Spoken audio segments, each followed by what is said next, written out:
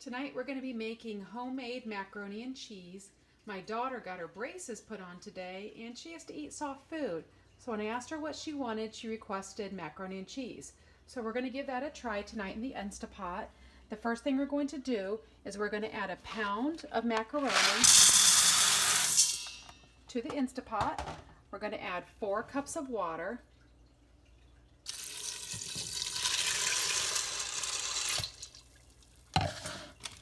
Four tablespoons of butter, which is half of a stick, and a tablespoon of kosher salt. I'm sure you could use regular salt if you don't have kosher, but I happen to have it, so I decided to use it. So what we're going to do is we're going to put the lid on.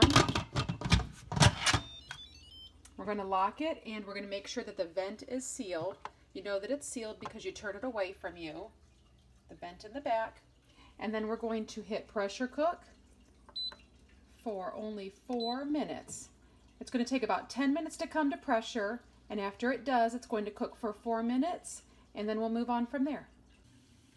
All right, the timer just went off, so I'm going to quick release the pressure by turning the valve toward me, and it's going to release all that pressure.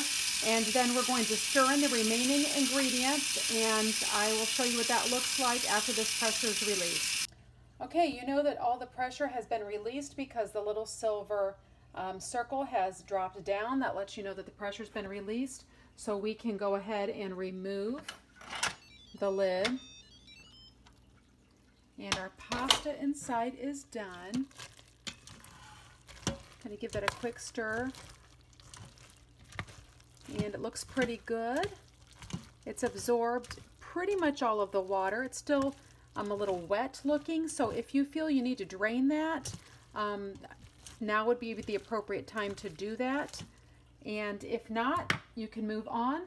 So what you're going to do is you're going to add 1 12-ounce can of evaporated milk or a 1.5 cups of regular whole milk. And then you're going to add your cheeses. The recipe calls for 12 ounces of cheddar cheese.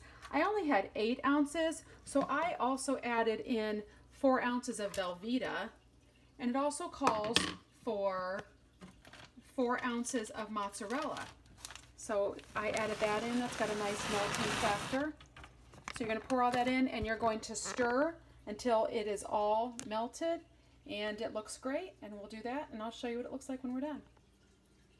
The mac and cheese is done. It's absolutely delicious. It's thick and creamy and very cheesy, and we're ready to eat it. I think my brand new metal mouth is going to be very pleased. Thanks for watching. Hope you enjoy. After eating the mac and cheese tonight, I decided it would taste a little bit better with a little bit less salt. So I decreased the salt in the recipe from 1 tablespoon to 2 teaspoons of salt. I also added in the directions to add a little bit more milk if the mac and cheese is a little bit too thick for your liking. So I hope you enjoy it.